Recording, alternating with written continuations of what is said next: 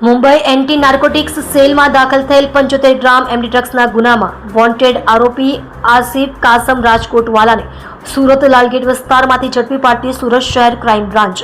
No drugs in Surat city અભિયાન અંતર્ગત ગેરકાયદેસર માદક પદાર્થોની સપ્લાય કરતા માફિયાઓ તથા આવી ગેંગના સિન્ડિકેટ વોન્ટેડ આરોપીઓને પકડી પાડવા સુરત ક્રાઇમ બ્રાન્ચ સતત કાર્યરત હોય છે। જે દરમિયાન ગઈ તારીખ 19/4/2025ના રોજ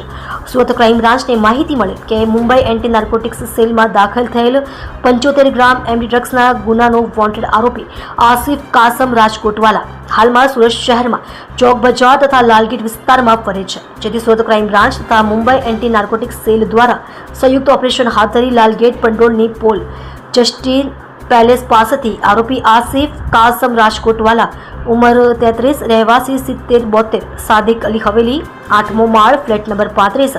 એશાજી સ્ટ્રીટ વડગડી મસ્જિદ બંદર મુંબઈ મહારાષ્ટ્રવાળાને ઝડપી પાડી મુંબઈ પોલીસને કબજો સોંપેલ છે। તમે જોઈ રહ્યા છો ગુજરાત સમ્રાટ news channel, chief editor Bhavesh પાટીલની સાથે।